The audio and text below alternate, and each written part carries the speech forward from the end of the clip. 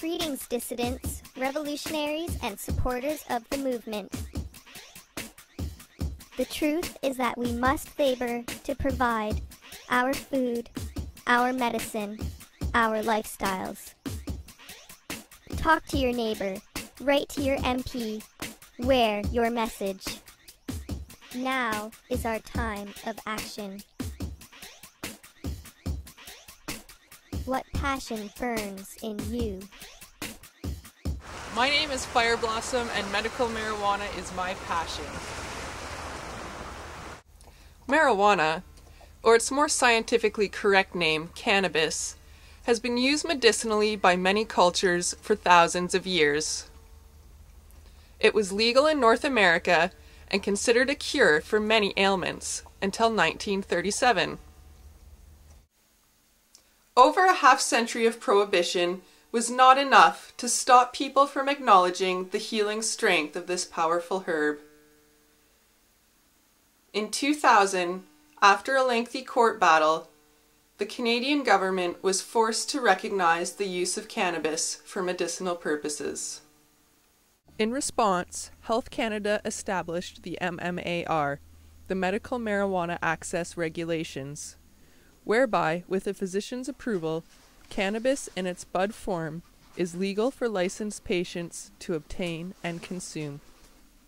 The MMAR gives patients 3 options for acquiring their medicine.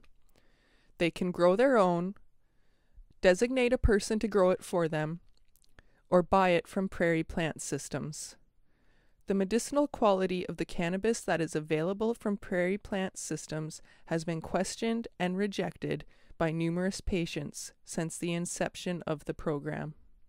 For a patient to grow their own medicine, time, space, and expertise are just a few of the contributing factors that need to be taken into consideration. Many patients are just too sick or in too much pain to be able to commit the energy it takes to grow their own cannabis, or don't have the resources available to get someone else to do it for them. So what other feasible options are there for patients to get their cannabis as medicine? Compassion clubs offer patients safe, reliable access to cannabis in a supportive environment. There are approximately 24 compassion clubs across Canada, helping thousands of patients. I'm here with Bob Estes, owner-operator of Organic Matters Compassionate Access Center in Nanaimo. In your opinion, why is it important for patients to have access to different strains of cannabis? Well, cannabis is a very individual medicine. With the indicas and the sativas, so you can use your sativa during the daytime, you can function, you can medicate, and in the evening, you know, if you're still not able to sleep or whatever factors that really need to be dealt with, you can take the indica at night and have a good sleep. Get some rest, heal. Despite being in existence for about 10 years now, legally there is still a lot of gray area surrounding the medical marijuana regulations in Canada.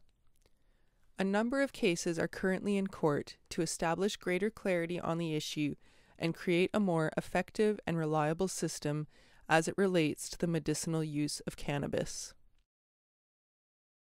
But while these court battles wage on, the minority Conservative government is tabling legislation that could create even greater barriers to accessing cannabis as medicine. Bill S-10 is part of the Conservatives' Get Tough on Crime agenda and would introduce mandatory minimum sentencing to the Canadian justice system for the first time. This legislation, which purportedly is meant to target organized crime, would mean mandatory jail time for growing as few as 6 cannabis plants in your home. While this law would exclude those who have obtained their licenses to grow medical marijuana, there are thousands of Canadians who use cannabis as medicine and for a variety of reasons do not have a license. Bill S-10 specifically targets these individuals. Bill C-36 introduces the Consumer Product Safety Act. This legislation is not only a threat to the availability of medical cannabis, but also attempts to limit access to vitamins, supplements, and herbal remedies of all kinds. Furthermore, this law would grant permission to Health Canada to seize these consumer products without any governance of the court and without having to report to the public what products they are seizing or for what purpose. It's true that an election may be called at any time and send these issues back into the tennis court-like system that we know as Canadian Parliament. But it's still extremely important that you let your elected representatives know how you feel about these issues. Writing letters to MPs and the editors of newspapers sends the message that you care about your personal freedoms and the state of democracy in which we live. Today I'm at my MP's office with a letter I've written voicing my concerns about Bill S-10 and Bill C-36. It's the least I can do to try and protect the ideals that are important to me. I'm Fireblossom, urging you to speak your truth and take action on the issues that matter.